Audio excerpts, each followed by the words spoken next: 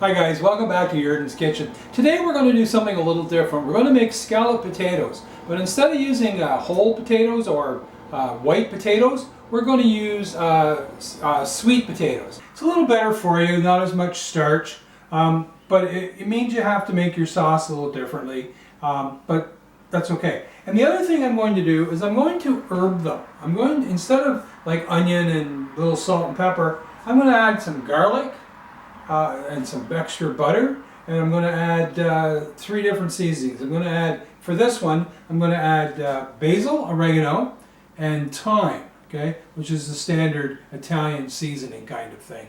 Really not sure what's going to happen because I've never tried this recipe before, so you know what, let's get started and just see what happens. I've already peeled and diced the potatoes, or sliced the potatoes for the most part, but I did want to show you this one, okay? Because sweet potatoes are one of those funny things. They're really hard when you first peel them and try to cut them. But once you cook them they go soft really quick. So if you don't get the kind of the right size on this, they could be, if you go too thin like a scalloped potato, it won't work. It'll just go to mush and be more like a soup. So you want to make sure that you do almost a 1/4 inch, okay? And that way you just have to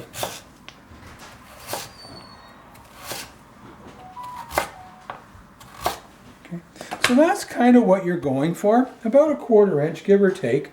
You know, it doesn't matter the length or the width of it as much as the thickness, okay? And you can see I've kind of cut the sweet potato in half. I wanted to get, and for safety reasons, I wanted to get to the flat as quick as I possibly could.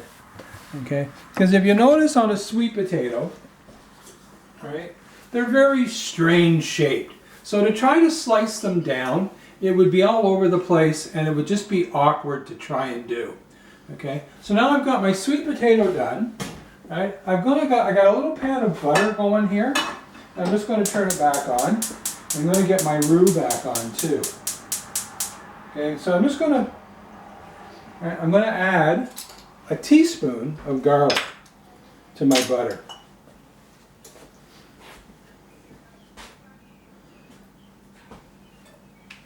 Maybe a little bit more. I kind of like garlic, so a teaspoon and a half. But again, this is your chance to flavor it the way you want to do it. Right? If you want to just go standard potatoes and do onion and a roux and milk and whatever, hey, fill your boots, that's your thing, right? But if you want to do something a little different, try to do some different seasonings. I'm also going to add cheese to this. So I've got some Parmesan and I've got some cheddar cheese that I'm going to make my sauce. Okay, so I'm just going to let this heat up a little bit, melt my butter, and I'm just going to get this working a little bit.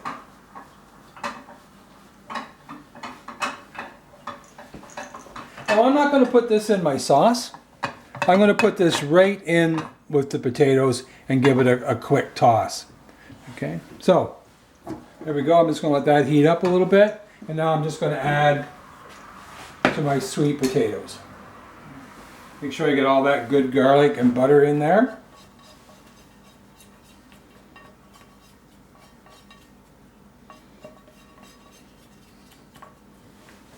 And then I'm just going to give that a quick toss.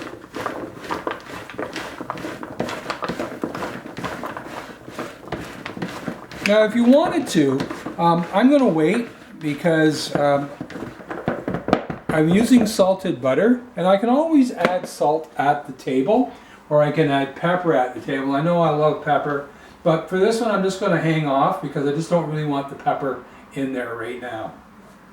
Okay, so I've got this going, and I'm going to get it hot, get my little mitt or whatever I've got here. Now make sure that when you're working with a double boiler like this, folks, that you keep something so that you don't burn yourself. Okay. I just need this to heat up a little bit, get it boiling again, or not really boiling but just working, and then I'm going to start adding my milk.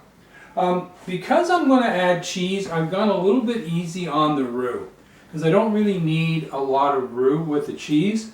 I've got about, I made a half a cup of roux with flour and butter, but I've kept some of it aside. I may have to add it, but we'll see. We'll see how that goes. Okay, so now my pot's up to a simmer, and as you can see, the water's not really boiling inside, but it is kind of, and once I put this back on, it'll start to come back up to boil. But I just want this hot enough. Now, I'm doing this kind of in reverse. Instead of adding my roux to the milk, I'm going to add the milk to the roux, and it's cold on hot, and I'm going to add it a little bit at a time. Just to see how that, right? And I'm just going to make sure I stir that all out.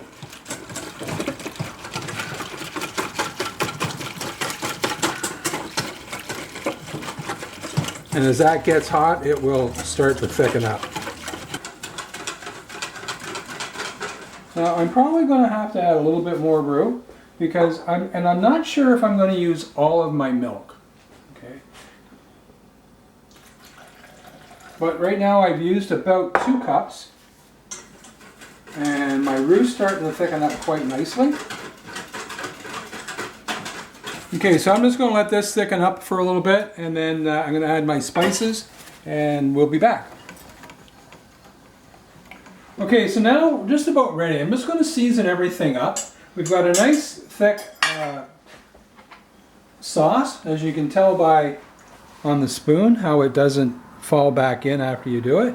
Now it will also get thicker once it goes in. So now I'm just going to add my seasonings. All right, I'm going to add a teaspoon of basil, teaspoon of thyme, and a teaspoon of oregano.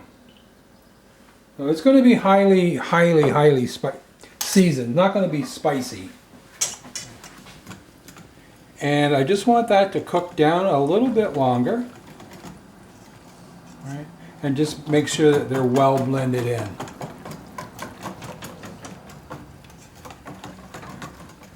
Now once they go in the oven, I'm using I'm using dried, so they need time to cook out and lose their flavor, but they'll have time in the oven to do that. Okay, so I've got this all ready to go. Right? I'm going to add my cheese now. I could put it on top, and maybe I will put some on top, but I really want it in the sauce. So there's a cup of cheddar cheese to go with everything else that I've got going on in there.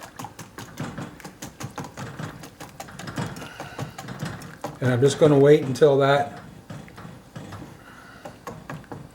There, I got a nice cheesy sauce. Just going to let that cook up. I've cooked my flour pretty much out now, so now that I've just got a nice sauce.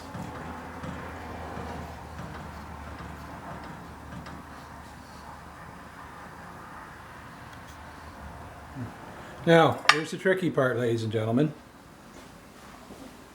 Make sure that you've got a good handle on this. And if you need 2 hands, use 2 hands. Better safe than sorry. I'm just going to pour that all over.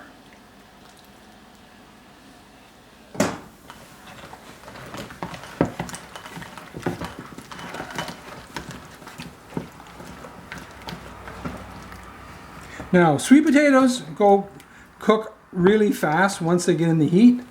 So this is going to take about 20 minutes to half an hour. Right? When they're tender to a fork, they're done. Lots of sauce.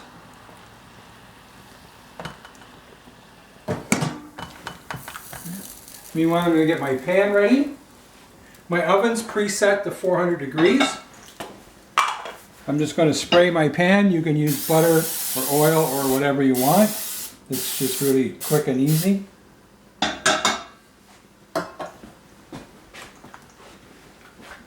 And I'm just going to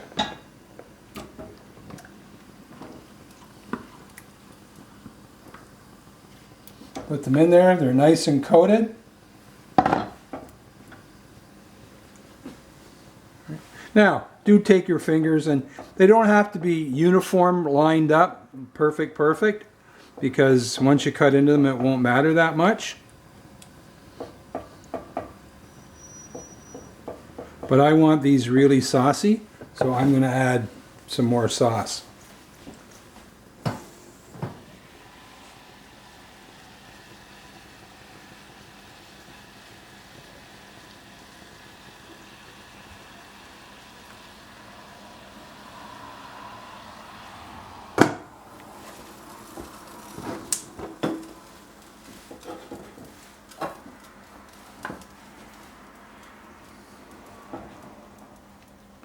Okay, so like I said, 20 minutes to half an hour until they pierce with a fork. If you want to put cheese on it, you'll have to, about the 15-minute mark, put some more cheese on it, just so that, on the top, so that it works. Or if you want to put some breadcrumbs on it, or breadcrumbs and cheese.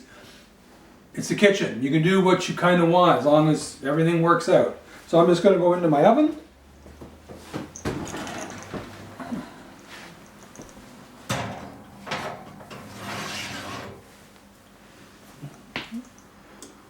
And I'll see you in about half an hour. Okay, so the sweet potatoes are done and they're out of the oven.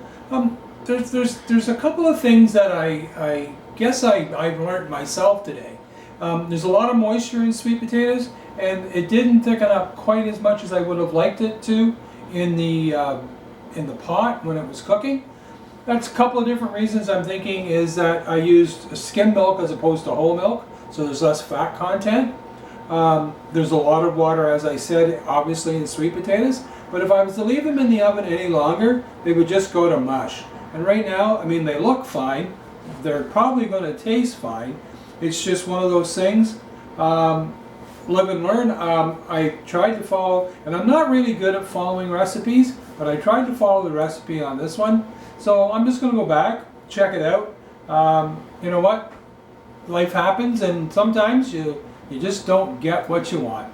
So until the next time, remember, somebody loves you. It's just not me.